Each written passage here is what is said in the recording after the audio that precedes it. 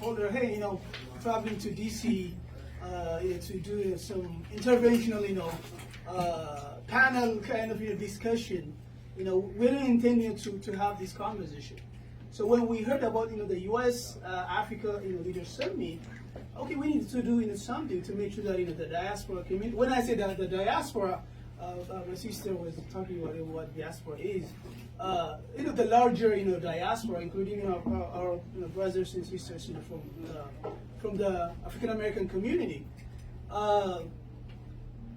So my question to you is, I know you say something about your life, briefly, but tell us about your upbringing, in South Sudan.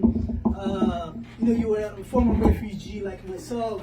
Growing up, in a refugee camp, living, war-torn, country, being the violence in South Sudan, and also coming to the United States, and also having the same challenges, home and outside.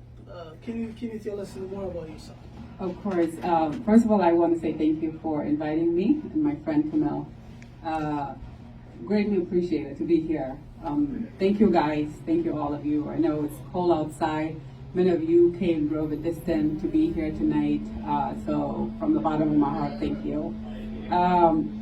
Like I said earlier, I'm from San Antonio, Texas. It's my home. My kids, my family is there in San Antonio. But my background, as you can tell, I'm a South Sudanese. So I'm from South Sudan. And at my age right now, you'll see a lot of South Sudanese, especially at my age. We all were born in the war, and we grew up in war, okay? So I was born in South Sudan. By the time I was 3 years old, my family had fled South Sudan and went to Ethiopia. So that's what Dr. Blaze mentioned, that I grew up in a refugees camp. So I grew up in 2 refugees camps in Ethiopia. One is Yitin camp, and the second one is Dima refugees camp, which is where most of my childhood took place, is in that place, Dima refugees camp, until I was 13 years old. And then my family migrated here to the United States. When we migrated to the United States, there was a lot of hopes. I don't know if many of you grew up in a refugees camp, but it's just like Southside Chicago, right? So we see, I've never been to Southside Chicago, but based on what I've read, it's probably like the refugees camp as well. It's difficult. It's faced a lot of challenges. But coming to America was hope. It was, you're going to start your life over. There's education and things like that. But I came here and I found myself in another battle. Culture, our traditions are very strong in South Sudan, which we still practice, and that is the practice of early child marriage. So by the time I was 14 years old, I found myself in an arranged marriage.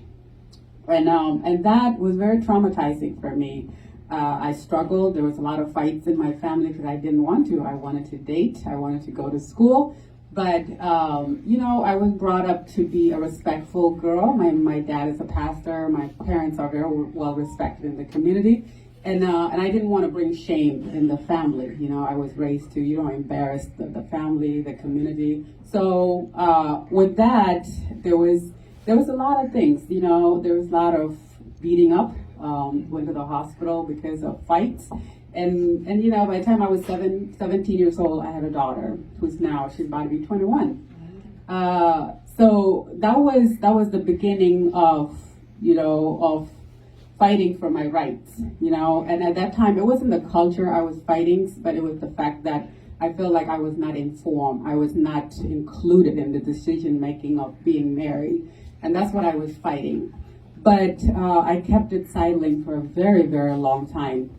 I joined military right out of nursing school at the age of 23.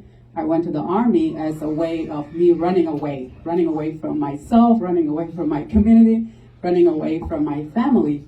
But you don't stay away for too long. I just recently found out anybody that try to run away from themselves eventually have to come back home.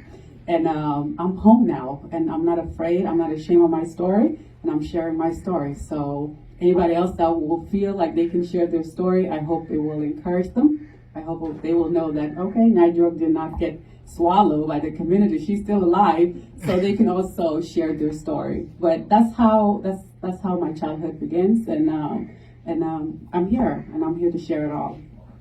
Thank you.